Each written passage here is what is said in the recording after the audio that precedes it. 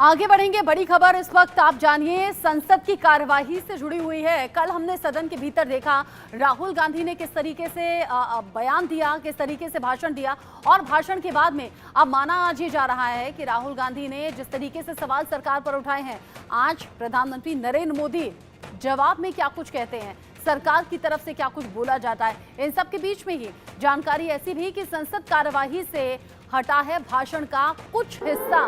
PM Modi साथ ही साथ हिंदू समाज वाला जो हिस्सा है वो इस बयान से हटा दिया गया है। राहुल का हिंदू हिंसा वाला बयान भी रिकॉर्ड से हटा दिया गया। राहुल गांधी के भाषण का ये हिस्सा हटाया गया है, जिसको लेकर आपत्ति सत्ता पक्ष ने जताई थी, यानी कि माफी की मांग भी हो रही थी और ये कहा था कि आपने धार्मिक भावनाओं को आहत करने का काम भी किया है।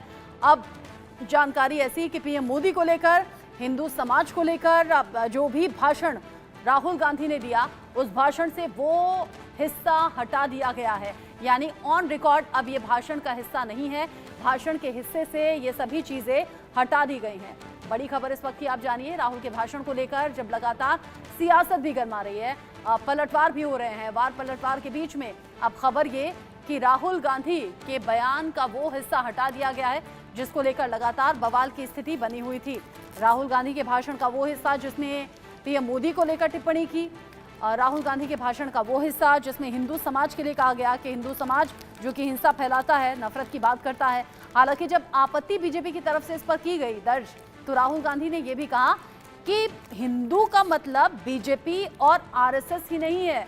पीएम मोदी, हिंदू समाज, ये सभी बातें जो राहुल गांधी की तरफ से सदन के भीतर बोली गई, वो बयान का अंश हटा दिया गया है। जानकारी इस तरह की सामने आ रही है। संसद की कार्यवाही से बयान के इन अंशों को, इन हिस्सों को हटा दिया गया है जिनको लेकर आपत्ति जताई जा रही थी, या फिर हो सकता है कि आने वाले वक्त में सियासत और गर्माती या फिर मामला और ज्यादा तूल पकड़ता। जानकारी ऐसी कि संसद की कार्यवाही से राहुल गांधी के भाषण के इन हिस्सों को हटा दिया गया है।